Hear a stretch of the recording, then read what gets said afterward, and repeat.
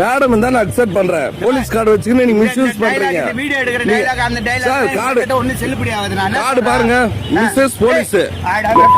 என்னடா மயிரே நீ என்ன வீடியோ எடுத்த காடாங்க. டேய் டேய்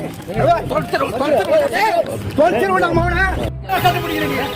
உங்க மரியாதை ரெஸ்பான்ஸ் பண்ணி வேலை பேசுறீங்க.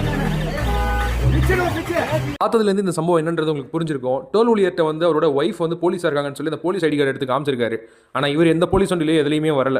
ஸோ அந்த டோல் ஊழியர் என்ன சொல்கிறாரு அப்படின்னா, திருவண்ணாமலையில் இருக்க இந்த டோல் உங்கள் ஒய்ஃப் வந்தால் கூட பரவாயில்ல சார், போலீஸ் வந்தால் கூட பரவாயில்ல, நீங்கள் டோல் கட்டாமல் போகலாம், பட் நீங்கள் அந்த ஐடி கார்டு எடுத்து காமிச்சு டோல் கட்ட முடியாதுன்றது ரொம்ப தப்பு, எங்களுக்கு நாங்கள் வந்து பதில் சொல்லி ஆகணும் அப்படின்னு சொல்கிறப்போ டக்குன்னு அவர் என்ன ஆயிடுறாரு, ஈகோ ஸ்பார்க் ஆகி வண்டியிலேருந்து இறங்கி அவர் கெட்ட வார்த்தையில் திட்டி அவரை வந்து பயங்கரமாக தாக்கி ரொம்ப மோசமான ஒரு பிஹேவியரை காமிச்சிருக்காரு. இதெல்லாம் என்னன்னு கேட்டிங்கன்னா அதிகார துஷ்பிரயோகம். சரி, இவர் தான் டைரக்ட் அதிகாரத்தில் இருக்காருன்னு கேட்டால் கிடையாது, இவருடைய மனைவி அதிகாரத்தில் இருக்காங்க.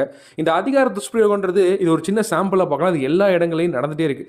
ஏதோ ஒரு கவுன்சிலர் ஏதோ ஒரு பங்காளியோட சொந்தக்காரனோட மச்சனாக இருப்பான், அந்த பேரை யூஸ் பண்ணி எங்கே போனாலும் நான் முன்னாடி போகணும், எனக்கு தான் முன்னுரிமை தரணும், தரலன்னா உடனே நான் எல்லாத்தையும் A to Z அப்படி தலைகீழாக மாற்றிடுவேன்ற மாதிரியான டெக்னாலஜி இங்கே நடந்துட்டு தான் இருக்குது. அது தினந்தோறும் இந்த மாதிரி செய்திகளில் பார்த்துட்டு தான் இருக்கும். நீங்கள் இவரை பார்க்கும்போது என்ன தோணுதுன்றதை மறக்காமல் கமெண்ட்டில் ஷேர் பண்ணுங்கள்.